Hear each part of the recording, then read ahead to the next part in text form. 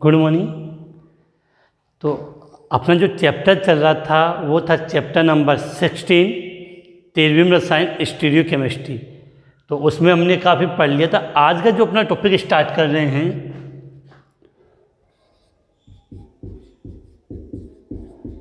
प्रतिबिंब समावयवी optical isomerism. हमने last video में इसके बारे में बात भी की थी। आज हम फिर से बात कर रहे हैं कि प्रतिबिंब समावयवी या ऑप्टिकल आइसोमेरिज्म। तो हमने इसके लिए पढ़ा था कि ऐसे समावयवी जो एक दूसरे के दर्पण प्रतिबिंब हो, अर्थात कार्बन कॉपी हो, कि ऐसे समावयवी जो एक दूसरे के क्या होते हैं, दर्पण प्रतिबिंब होते हैं, उन्हें हम क्या बोलते हैं, प्रतिबिंब समावयवी। अगर इसका एक सिंपल सा एग्जाम्पल पढ़ना चाहें तो एक एग्जाम्पल हम ले रहे हैं लैक्टिक अम्ल। क्या लिखा है? लैक्टिक अम्ल। लैक्टिक अम्ल के फॉर्मूले की बात करें तो इसका सूत्र होता है CH3CHOH COOH। CH3CHOH COOH lactic अम्ल।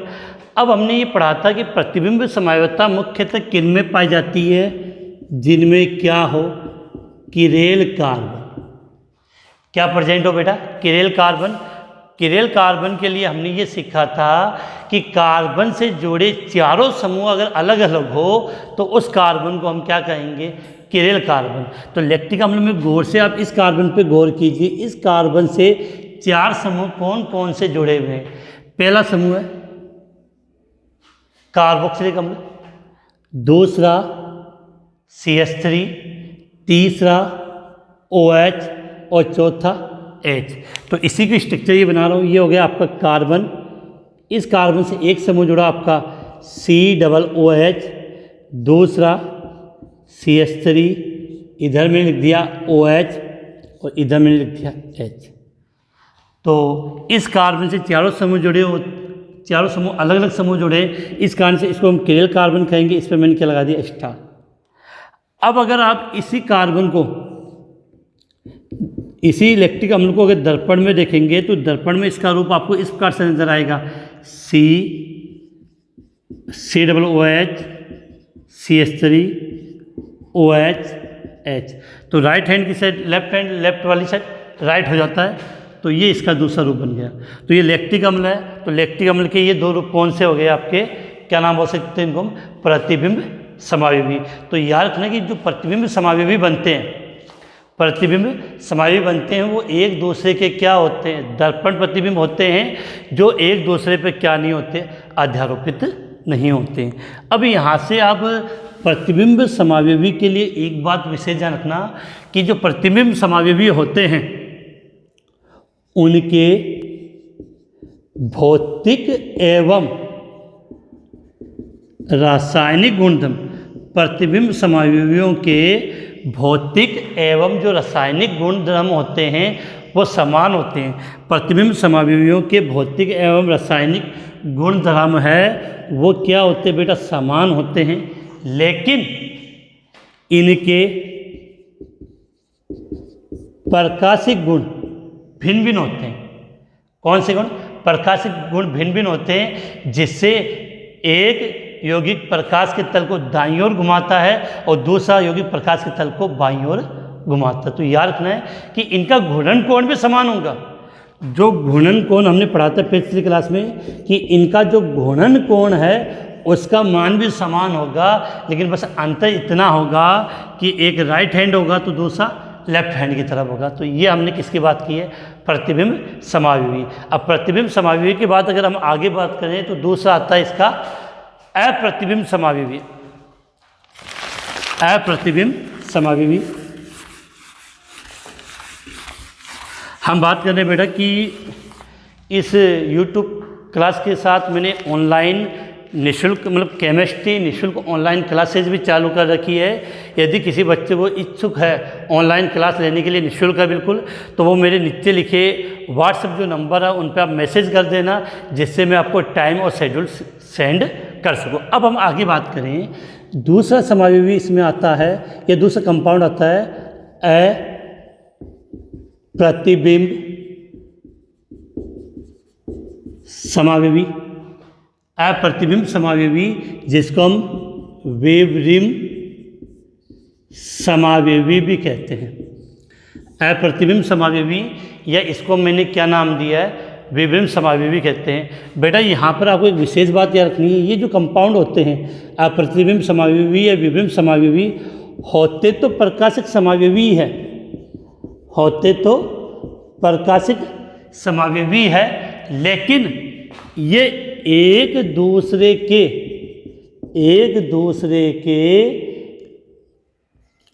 दर्पण प्रतिबिंब नहीं होते हैं। विशेष बात याद करना कि अप्रतिबिंब समावयवी या विवरिम समावयवी एक ही चीज़ है। ये दोनों होते प्रकाशिक समावयवी है, लेकिन एक दूसरे के क्या नहीं होते, प्रतिबिंब एक दूसरे के दर्पण समावयवी नहीं होते। अब आपको एक विशेष याद रखना है कि जो अप्रतिबिंब समावयवी होते हैं इनके रासायनिक गुण तो समान होंगे, रासायनिक गुण तो क्या होते हैं, समान होते हैं, लेकिन इनके भौतिक गुण होते हैं वो भौतिक गुण असमान होते हैं, और भौतिक गुण असमान होने के कारण इनका पृथक्करण आसानी से हो जाता है। इनका भौतिक गुण असमान होने के कारण इनका पृथक्करण आसानी से हो जाता है। अब आगे बात करें बेटा, आगे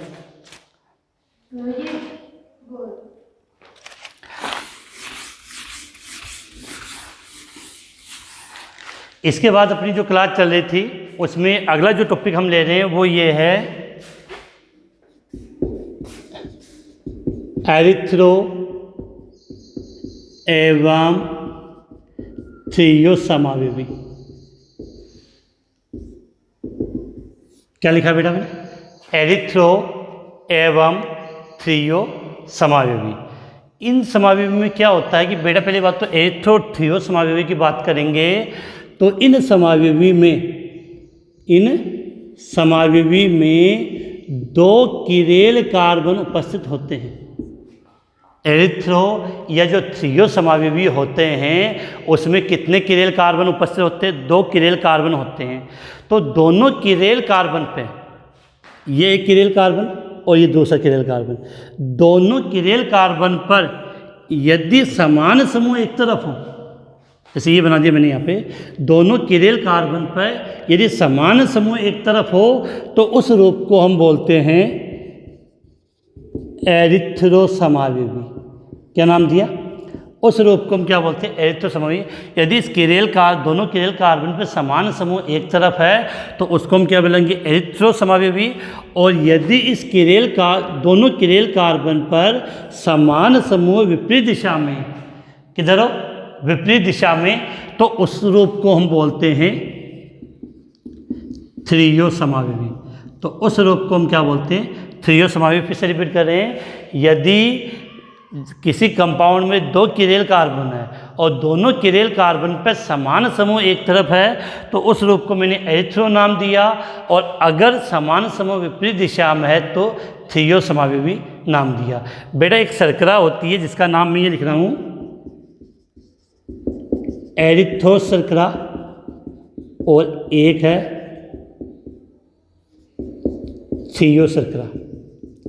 क्या लिखा, एक का नाम है एरिथ्रो शर्करा और एक का है थ्रियो शर्करा। अब जैसे एरिथ्रो शर्करा की मैं संरचना बनाऊं तो ऊपर मैंने यहाँ बना दिया स्ट्रक्चर में CHO, नीचे आ गया CH2OH, OH OH H और H। ये शर्करा कौन सी है बेटा, एरिथ्रो शर्करा है। इसमें समान समूह एक तरफ है, इसी कारण इसको क्या नाम दे दिया गया, एरिथ्रो समावयवी। और थ्रियो शर्करा में बस इतना ही अंतर है, CHO CH2OH OH H OH और H। तो इसमें जो समान समूह है वो विपरीत दिशा में है, इस कारण से इसको क्या नाम दिया गया, थियो समावयवी। जो ये एरिथ्रो और जो थियो रूप जो समावयवी के नाम है वो एरिथ्रो शर्करा और थियो शर्करा से लिया गया। तो एग्जाम में एक सिंपल सा क्वेश्चन बिल्कुल पूछा जा सकता है कि एरिथ्रो और थियो समावयवी बनाइए। तो इतना याद रखना है कि एरिथ्रो और थियो समावयवी में किरेल कार्बन कितने होंगे, 2 होंगे। अगर दोनों किरेल कार्बन पर समान समूह एक तरफ है तो उसको तो नाम दे दिया हमने एरिथ्रो समावयवी, और यदि समान समूह है विपरीत दिशा में, समान समूह है विपरीत दिशा में हो तो उसको हमने क्या नाम दिया है, थियो समावयवी नाम दिया। अब आगे बात कर बेटा।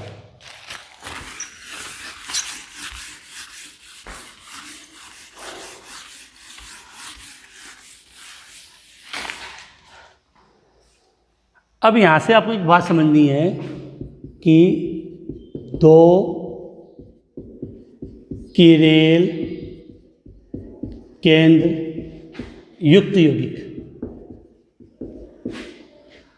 अगर किसी कंपाउंड में कितने किरेल केंद्र हो, 2 किरेल केंद्र या 2 किरेल कार्बन हो तो उसमें कितने प्रकाशिक समावयवी बनते, यहाँ पर क्वेश्चन अच्छा बनता है। फिर से रिपीट कर रहा हूँ, जब किसी कंपाउंड में कितने किरेल केंद्र हो, 2 किरेल केंद्र हो तो उसमें कितने प्रकाशिक समावयवी बनते उसके बारे में अपने को यहाँ पढ़ना है। अब यहाँ आपको एक बात याद करनी है कि 2 किरेल केंद्र, 2 किरेल केंद्र कि किरेल केंद्र 2 है और दोनों किरेल केंद्र पर यदि समान समूह है तो एक कंडीशन अलग बनेगी और असमान समूह पर दूसरी कंडीशन बनेगी। तो पहले हम असमान समूह की बात कर लें कि दोनों किरेल केंद्र पर असमान समूह है उपस्थित हो। दोनों किरेल केंद्र पर कौन सा समूह है, असमान समूह है या असमान परमाणु उपस्थित हो। तो सबसे पहला क्वेश्चन आपसे ये पूछा जाएगा कि उसमें प्रकाशिक समावयवी कितने बनेंगे। पहला क्वेश्चन क्या बन गया कि उसमें प्रकाशिक समावयवी कितने बनेंगे। तो सबसे पहले बात करना है कि 2 किरेल केंद्र है तो किरेल केंद्र को मैं रिप्रेजेंट किससे कर रहा हूँ बेटा, एन से। तो यहाँ किरेल केंद्र का मान कितना है, 2।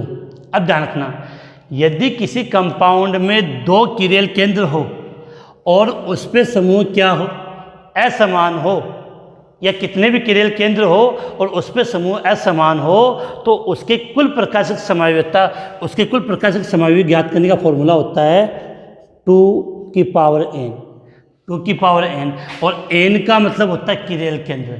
तो यहाँ हमने 2 किरेल केंद्र की बात की है तो 2 किरेल केंद्र का मतलब हुआ कि n का मान कितना हुआ, 2, तो 2 की पावर 2 बराबर 4। इसका मतलब क्या निकल के आया कि यदि 2 किरेल केंद्र युक्त यौगिक है और उस पर असमान समूह उपस्थित है, क्या असमान समूह उपस्थित है, तो उसके कुल प्रकाशिक समावयवी कितने बनेंगे, 4 बनेंगे।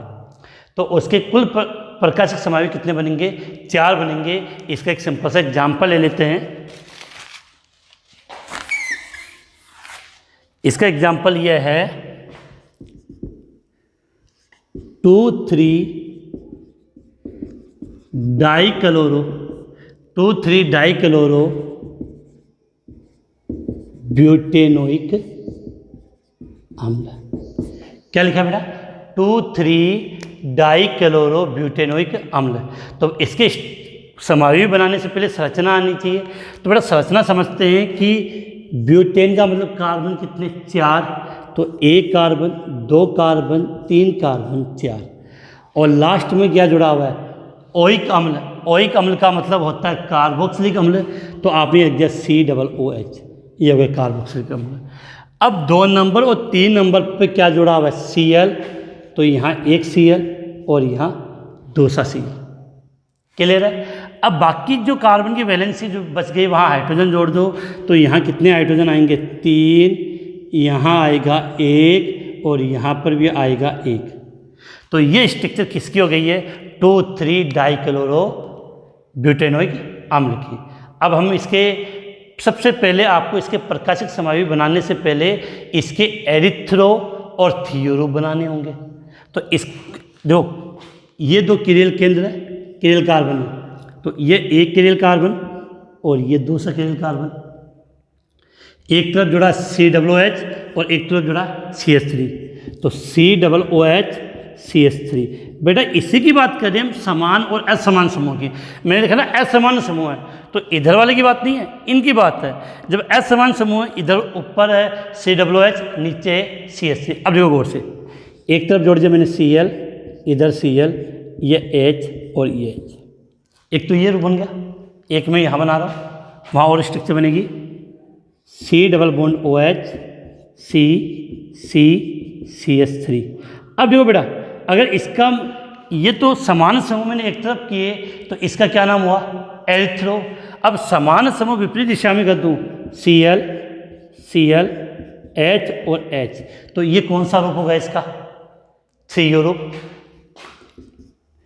ये कौन सा होगा? थ्रियो रूप। अब बेटा गौर से देखो, यदि मुझे कहा जाए कि ये जो रूप बना है, इसको मैंने स्ट्रक्चर नंबर फर्स्ट नाम दिया है, इसका मैं प्रकाशिक समावयवी बनाऊं, तो मैंने क्या किया, यहाँ दर्पण लगा दिया। दर्पण लगाओगे तो आपको स्ट्रक्चर कैसे प्राप्त होगी? बेटा इस संरचना को मिटा रहा हूँ ऊपर वाले को, तो स्ट्रक्चर कैसे प्राप्त होगी इसकी? C⋅OH CH3, तो दोनों Cl इधर आ जाएंगे, H उधर चला गया, तो संरचना फर्स्ट और संरचना सेकंड। तो इसको भी गौर से देखना, इसमें भी दोनों समूह समान समूह एक तरफ है, तो ये दोनों संरचना फर्स्ट और संरचना सेकंड कौन सा रूप हो गया? एरिथ्रो रूप। संरचना फर्स्ट और संरचना सेकंड कौन सा रूप हो गया? एरिथ्रो रूप। अब देखो बेटा, इसका अगर आप दर्पण प्रतिबिंब बनाओगे, इसका आप क्या बनाओगे? दर्पण प्रतिबिंब, तो स्ट्रक्चर कैसे बनेगी? C⋅OH CH3, उल्टा हो जाएगा, तो इधर Cl, इधर H, इधर H, इधर Cl, तो ये इसको मैंने नाम दे दिया संरचना थर्ड और संरचना फोर्थ। अब देखो ये क्या हो गई? थ्रियो रूप, क्योंकि इन दोनों संरचना में समान समूह क्या है बेटा? विपरीत दिशा में है। अब यहाँ से आप दो तीन बातें इंपॉर्टेंट समझने की कोशिश करना कि संरचना फर्स्ट का प्रतिबिंब समावयवी संरचना सेकंड है, और संरचना थर्ड का प्रतिबिंब समावयवी संरचना फोर्थ। बेटा अगर नीचे नजर नहीं आ रहा है, तो इसको मैंने थर्ड नाम दे दिया और इसको मैंने फोर्थ नाम दे दिया, और ये दोनों कौन से रूप है? थ्रियो रूप। तो नजर आ रहा होगा कि इसको संरचना थर्ड, ये संरचना फोर्थ, और ये दोनों कैसे रूप हो गए? थ्रियो रूप, क्योंकि समान समूह विपरीत दिशा में। अब देखो, संरचना फर्स्ट और संरचना सेकंड आपस में प्रतिबिंब समावयवी है, संरचना थर्ड और संरचना फोर्थ बिल्कुल आपस में प्रतिबिंब समावयवी है। तो इसको आप ऐसे लिख सकते हो कि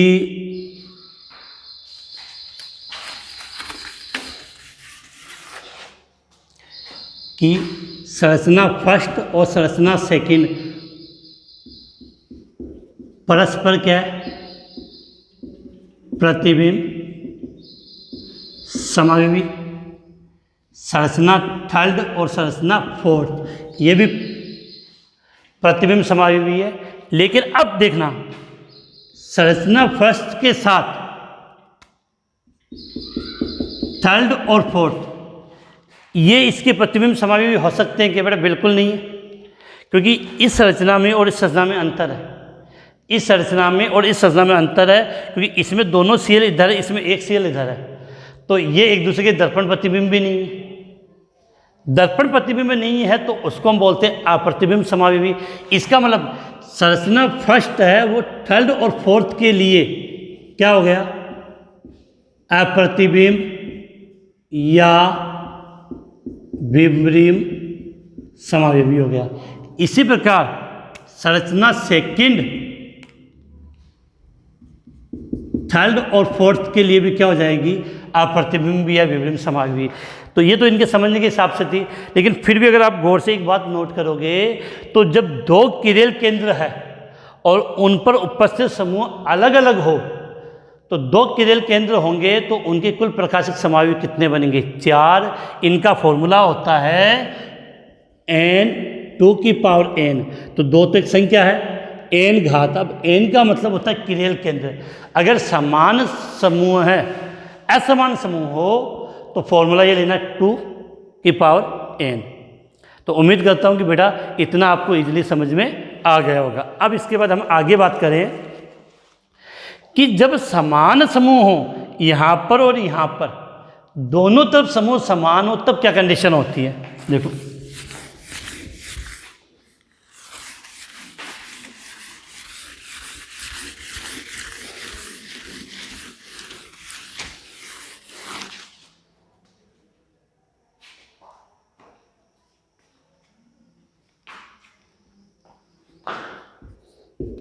जब दोनों किरेल कार्बन पर समान समूह उपस्थित हो। जब दोनों किरेल कार्बन पर समान समूह क्या हो? उपस्थित हो, तब उनके प्रकाशिक समावयवी कितने बनते हैं? तो बेटा ये देखना कि जब समान समूह होंगे तो जितने किरेल कार्बन होते हैं उतने ही समावयवी बनते हैं। तो 2 किरेल कार्बन लिए तो समावयवी कितने होंगे? 2 ही होंगे। अब इसका सबसे अच्छा एग्जाम्पल समझने के लिए आता है आपका टार्ट्रिक अम्ल। क्या होता है? टार्ट्रिक अम्ल। तो बेटा टार्ट्रिक अम्ल की पहले संरचना आनी चाहिए। तो टार्ट्रिक अम्ल का फॉर्मूला ये होता है 2 तो C, दोनों तरफ C डबल जोड़ दो, COOH और COOH, OH, सॉरी बेटा, OH, OH, H और H। इस संरचना को हम बोलते हैं टार्ट्रिक अम्ल। क्या बोलते हैं? टार्ट्रिक अम्ल। CH दोनों तरफ नीचे OH जोड़ दिया, HH, और इधर भी COOH और इधर भी COOH। इसको मैंने क्या लिख दिया? टार्ट्रिक अम्ल। अब इसमें 2 किरेल कार्बन कौन से होते हैं? 1 और ये 2 से। अब इसकी मैं स्ट्रक्चर बना रहा हूँ। सबसे पहले मैं इसके एरिथ्रो और थियोरो बना रहा हूँ। COOH, COOH, OH, OH, H और H हो गया। अब यहाँ पे आ जाओ, दूसरी स्ट्रक्चर ले लीजिए, आ जाएगा COOH, C, ये तो एरिथ्रो था, तो थियो बनाओगे तो OH, H, OH और H। तो ये कौन सा रूप हो गया? थियो रूप। अब आप में से क्या करेंगे कि इसका प्रतिबिंब समावयवी बनाओ, तो आप में से बहुत से व्यक्ति क्या करेंगे? ऐसे लाइन खींचेंगे और इसका प्रतिबिंब समावयवी कैसे बना देंगे? C double bond OH, C double OH, OH, OH, H और H। ये प्रतिबिंब समावयवी आपने इसका बना दिया। पहली बात बेटा ये देखो जाए तो ये दोनों के दोनों रूप कौन से रूप है? एरिथ्रो रूप है। और इन दोनों में ये समान समूह उपस्थित है। अब बेटा एक बात सुनना, है तो ये एरिथ्रो रूप, इसको मैं यहाँ से बराबर डिवाइडेशन कर सकता हूँ क्या? चाहे ये हो या ये हो, इसको मैं बराबर यहाँ से डिवाइड कर सकता हूँ। तो जब किसी कंपाउंड को आप बराबर एक निश्चित स्थान से 2 हिस्सों में डिवाइड कर सकते हो, तो उसको आपने नाम दिया था सममिति तल। इसका मतलब टार्ट्रिक अम्ल के एरिथ्रो रूप में तो इसको बराबर 2 हिस्सों में ऐसे डिवाइड नहीं कर सकते। यहाँ बराबर 2 हिस्सों में डिवाइड नहीं होगा, क्योंकि इधर OH है और इधर OH है, विपरीत दिशा में, तो बराबर हिस्सों में डिवाइड नहीं है। तो इसको इस एंगल से यहाँ से आप इसको 2 बराबर हिस्सों में डिवाइड कर सकते हो। जब किसी कंपाउंड को आप 2 बराबर हिस्सों में डिवाइड कर सकते हो, इसका मतलब उसमें क्या है? सममिति तल है। और हमने 3 कारण पढ़े थे, सममिति तल, सममिति अक्ष और सममिति केंद्र। अगर इससे पिछले वाली वीडियो में देख लेना, अगर चीज़ ये समझ में नहीं आए तो, अगर ये तीनों में से एक भी तल किसी यौगिक में उपस्थित हो, तीनों में से एक भी तत्व किसी यौगिक में उपस्थित हो, तो वो प्रकाशिक समावयवता नहीं दर्शाता है। इसका मतलब टार्ट्रिक अम्ल का एरिथ्रो रूप, टार्ट्रिक अम्ल का एरिथ्रो रूप होता है वो प्रकाशिक समझौता नहीं दर्शाता है। तो इस रूप में तो प्रकाशिक समझौता बनेगी नहीं, अब इस रूप में बन सकती है। तो इसके प्रकाशिक समझौता आप कैसे बनाओगे? सिंपल सा है, COOH COH, उल्टा हो जाएगा तो OH H और OH। ये कौन सा रूप होगा इसका? थ्रियो रूप। तो इतनी बात समझ में आ गई। तो ये उसका कौन सा रूप होगा? थ्रियो रूप। तो इसका मतलब टार्ट्रिक अम्ल के थ्रियो रूप के तो प्रकाशिक समावयव बन गए, 2 बन गए, लेकिन एरिथ्रो रूप में प्रकाशिक समावयव नहीं बनते हैं। तो दिखने में 4 है, लेकिन रियल में इसके प्रकाशिक समावयव कितने बने? 2 बने। इसके साथ बेटा मुझे एक बात याद आई कि पिछले लास्ट वीडियो में मैंने कुछ सवाल पूछे थे आपसे, तो उस सवाल का भी याद है कि उस सवाल का सबसे अच्छा आंसर दिया था सपना ने दिया था। यहाँ पिछले वीडियो में शायद मुझे याद है, या जब भी मैंने क्वेश्चन पूछा तो यहाँ क्वेश्चन पूछा गया था आपसे, मिसोटार्ट्रिक अम्ल मैंने समझाया था वहाँ पर, अगर आपको याद हो। मिसोटार्ट्रिक अम्ल में प्रकाशिक समझौता नहीं पाई जाती है। कौन से में? मिसोटार्ट्रिक अम्ल में। तो बेटा याद रखना है, टार्ट्रिक अम्ल का जो एरिथ्रो रूप है, ये टार्ट्रिक अम्ल का ये जो एरिथ्रो रूप है, इसी रूप को हम क्या बोलते हैं? मिसोटार्ट्रिक अम्ल बोलते हैं। तो अब आपको एकदम बिल्कुल अच्छे से एक्सप्लेन हो गया होगा कि टार्ट्रिक अम्ल का जो एरिथ्रो रूप है, उसी रूप को हम क्या बोलते हैं?